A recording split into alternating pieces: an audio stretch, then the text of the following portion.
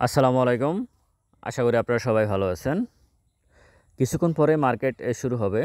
তো আমি একটা বিষয়ে কথা বলতে চাচ্ছি। এর সাথে আমি ২-১টা নিউজ দেব আর আপনাদেরকে। সেটা হচ্ছে রাশেদ মাকসুদকে ডেকে আনা হচ্ছে। আমেরিকা থেকে ডেকে আনা হচ্ছে। ১২ তারিখে প্রধান উপদেষ্টার সাথে বৈঠক আছে।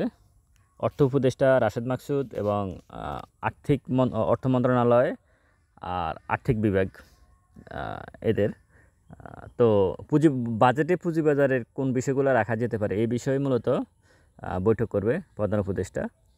আসলে আপনারা যারা ভাবতেছেন রাশেদ মাকসুদ পদত্যাগ করবে বা কিছু, এরকম কিছু না। আমার কাছে মনে হচ্ছে না। যদি এরকম কিছু হতো তাহলে ডক্টর ইউনূস সাহেব অফিসিয়ালি ক্ষুদ্র বিনিয়োগকারীদের কাউকে রাখতো এখানে। যেহেতু রাখে নাই, তার মানে এটা শুধু সরকারি যে বিষয়গুলো ওগুলো নিয়ে আলোচনা হবে। বাজেট বা প্রাক বাজেট আলোচনা, যে বিষয়টা হয়তো বাজেটে একটা বিষয় রাখা উচিত। আমি ডক্টর ইউনূসের কাছে অনুরোধ করব যে ৫০ লক্ষ টাকার উপরে যে ক্যাপিটাল গেইন, ওই বিষয়টা বাদ দেওয়ার জন্য। এটা মার্কেট মেকাররা এটা চাচ্ছে। আসলে মার্কেটকে তারা তুললে তো অনেক ভালোভাবে তুলবে। তো তাদের জন্য এটা হয়তো একটা মাথা ব্যথার কারণ হতে পারে। তো এই বিষয়টা যদি ১ বছরের জন্য অন্তত বাদ দেওয়া যায়, এটা খুবই ভালো হয়।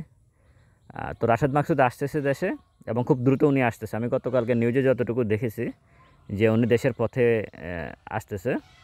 তো সব কিছু মিলাই মার্কেট আজকে যে অবস্থা মার্কেটের, আমি সেটা বলব যে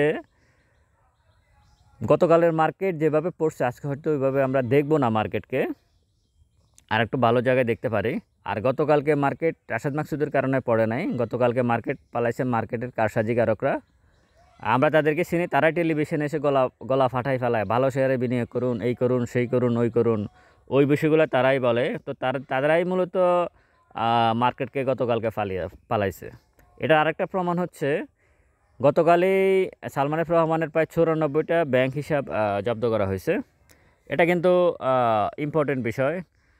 আরও একটা বিষয় হচ্ছে ৪ বছরের মধ্যে সর্বনিম্ন অবস্থায় বাংলাদেশের পুঁজিবাজার। এটাও একটা বিষয়। সব কিছু মিলে প্রধান উপদেষ্টার বৈঠক, তারপরে যায় গতকালকে ইন্ডিয়া পাকিস্তানের যুদ্ধ। দেখেন কারসাজিকারকরা কত খারাপ হতে পারে। যুদ্ধ হচ্ছে ইন্ডিয়ার পাকিস্তানের, আর এখানে ইন্ডেক্স পড়তেছে বাংলাদেশের, অথচ ইন্ডিয়া পাকিস্তানের ইন্ডেক্স পড়ে না। যুদ্ধ তাদের এর আগেও সেম ঘটনা ঘটছে ইউক্রেন রাশিয়ার সময়, তখন তো ফ্লোর প্রাইসও দিতে হয়েছে। তখন তো আরেকটা বিষয় আমি বলতে চাচ্ছি, এটা হয়তো অনেকের কাছে মাথা ব্যথার কারণ হতে পারে, আপনি এটা চাচ্ছেন কিনা। আমার কাছে মনে হচ্ছে ফ্লোর প্রাইসের একটা চিন্তা করতে পারে কমিশন। কারণ এখানে যারা গতকালকে মার্কেট ফালাইছে তাদের জন্য একটা মাথা ব্যথার কারণ হবে। এর আগেও যখন ফ্লোর প্রাইসে শিবলি কমিশন যখন ফ্লোর প্রাইস দিবে ভাবছিল, এরকম কথা হচ্ছিল, তখন কয়েকদিন মার্কেট খুব ভালো আপ হয়েছিল আমার যতটুকু মনে আছে। তো সব কিছু মিলাই রাশেদ মাকসুদ দেশের পথে আসতেছে আমেরিকা থেকে। আর এখানে তার পদত্যাগের আসলে খুব বেশি কিছু আমি দেখি না। আরেকটা বিষয় হচ্ছে, এখন কিছুক্ষণ পর মার্কেট শুরু হবে, ঘণ্টাখানেক পরে।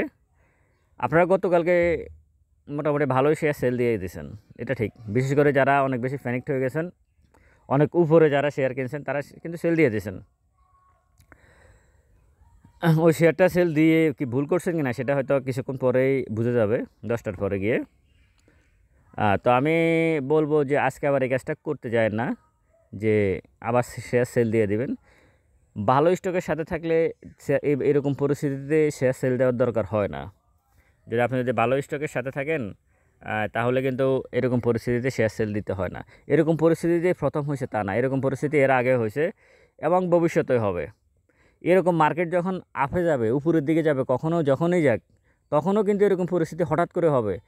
দেখা গেছে ইন্ডেক্স এখন চলতেছে ৫,০০০, হঠাৎ করে ইন্ডেক্স ৬,০০০ চলে গেছে, কি আরেক বাড়ি দিয়ে ৫০০ পয়েন্ট মাইনাস করে দিল, তারপর আবার গিয়ে ৬,৫০০ গেল, এরপর আরেকটা বাড়ি দিয়ে নিচে ৫-৬,০০০ চলে আসলো। এরকম হয় মার্কেটে, এইভাবেই উঠে। যখন উঠে তখন একদম সোজা স্ট্রেট উপরের দিকে উঠে না, কিছুটা উঠে আবার কারেকশন হয়, আবার কিছুটা উঠে, এইভাবে মার্কেট উপরের দিকে যায়।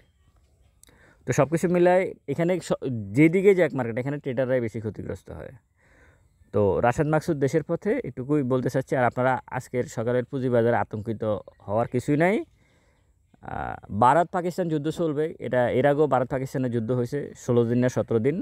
এটাও এরকম চলবে, আবার কিছুদিন পর থেমে যাবে। কারণ তারা এই যুদ্ধতে পাকিস্তানও জড়াবে না, ভারতও খুব শক্তি দিয়ে জড়াবে না। এখানে অনেকগুলা বিষয় আছে, কেন জড়াবে না। একটা বিষয় গুরুত্বপূর্ণ, সেটা হচ্ছে দুই দেশে এই পারমাণবিক শক্তিধর, এটা একটা গুরুত্বপূর্ণ বিষয়। আর যেহেতু পারমাণবিক শক্তিধর যুদ্ধ যদি বাড়তেই থাকে, তাহলে এক সময় পারমাণবিক যুদ্ধের কথা আসবে। তখন কিন্তু চীন বসে থাকবে না, আমেরিকা, জাতিসংঘ কেউ বসে থাকবে না, প্রত্যেকে এখানে আসবে। এখানে ব্যবসা বাণিজ্যের ব্যাপার আছে। নতুন করে আবার গ্রুপে দেখতেছি আরেকটা বিষয় চলতেছে খুব ভালো, অনলাইন পুঁজিবাজার সংক্রান্ত অনলাইন নিউজগুলোতে বাংলাদেশও নাকি হামলা করবে ইন্ডিয়া, এরকম আমি দেখলাম একজনে পাঠাইলো আমাকে হোয়াটসঅ্যাপে। আর আপনাদেরকে একটা অনুরোধ করি, আপনারা হোয়াটসঅ্যাপে এত নিউজ আমাকে দিবেন না, বুঝছেন, এটা প্রবলেম হয়, আর হোয়াটসঅ্যাপে প্রবলেম তৈরি করে। হ্যাঁ, আপনারা এত নিউজ দিন না, আমি নিউজ সংগ্রহ করে আপনাদেরকে জানাচ্ছি। আপনারা যেগুলো দিচ্ছেন এই বিষয়গুলো আমি পাচ্ছি। তো আমি বলতে চাচ্ছি যে এখন আবার নতুন করে আসতেছে যে বাংলাদেশ আমরা, এগুলো হচ্ছে মানে ভুল ধারণা, এগুলো একদমই বাজে কথা। বাংলাদেশ ছোট হতে পারে এই মুহূর্তে, কিন্তু যার হাতে বাংলাদেশ এই মুহূর্তে আছে, এই অঞ্চলে কেউ তার দিকে তাকাইয়া মানে ওই দেশে কিছু করবে এরকম চিন্তাভাবনা, দুঃসাহস কেউ দেখাবে না এই মুহূর্তে। হয়তো বাংলাদেশ সামরিক শক্তি কম, কিন্তু যদি দেখাইতো তাহলে আরও আগে দেখাই ফেলাইতো, সেটা দেখায় নাই এবং দেখানো সম্ভবও না। সব কিছু মিলায় আপনারা আজকে প্যানিকড হবেন না, মার্কেটে একটু অপেক্ষা করেন, দেখেন মার্কেট কী হয়। মার্কেটে ট্রেড করবেন না, ভালো স্টকের সাথে থাকুন, ভালো ডিভিডেন্ড বেজ স্টকের সাথে থাকুন। গতকালকে 6টা শেয়ার নিয়ে ভিডিও দিয়েছিলাম, নিশ্চয়ই দেখেছেন। 3টা ট্রেডিং স্টক নিয়ে কথা বলছি, 3টা ফান্ডামেন্টাল স্টক নিয়ে কথা বলছি। যে ইন্ডেক্স 400 পয়েন্টের মতো মাইনাস হওয়ার পরও ভালো শেয়ারগুলোর প্রাইস একটুও কমে নাই, আর ট্রেডিং স্টকগুলো সব তছনছ হয়ে গেছে। গতকালকে সবচেয়ে বেশি ক্ষতিগ্রস্ত কারা হয়েছেন? যারা ট্রেড করেন তারাই। ভালো থাকবেন সবাই, ভিডিওটা ভালো লাগলে শেয়ার করবেন। আসসালামু আলাইকুম।